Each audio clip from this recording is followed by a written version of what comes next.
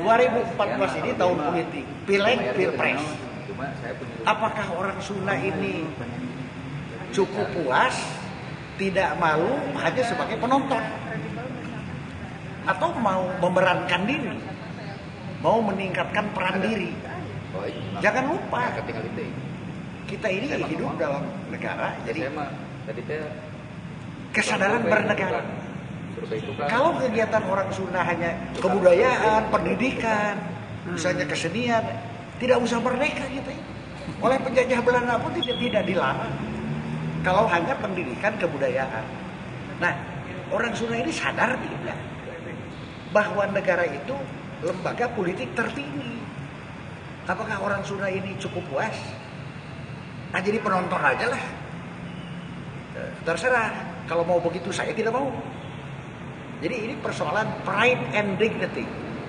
Apakah orang Sunda punya kebanggaan dan harga diri? Buktikan.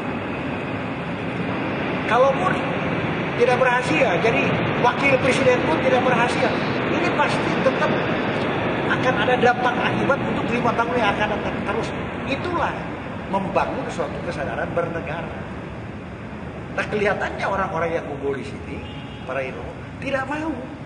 Orang Sunda hanya jadi penonton yang bengong gitu.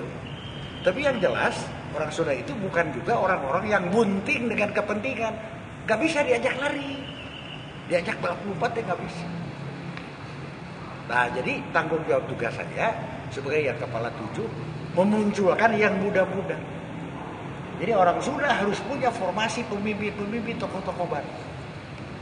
Bagi saya ambisi politik pribadi sudah lewat.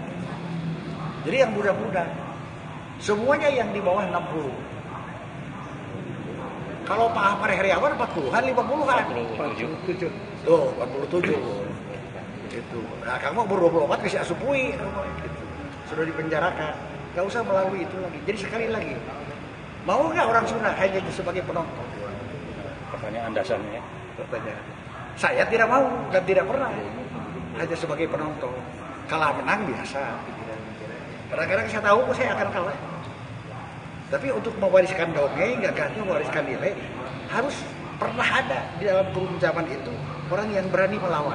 Ulah keok memang macok kan? Ya, ulah sok keok. Kumeong memang di pacok. Nah, jadi akhirnya lihat, ini pun tadi ada Pak Aher ini. Nah, ini muda-muda ini, kepala 5 aja belum.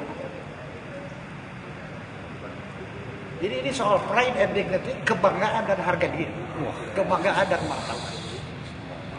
Karena orang Sunda ini bukan keturunan budak belia, jelas kok. Jadi kita ini orang Sunda bukan keturunan budak belia.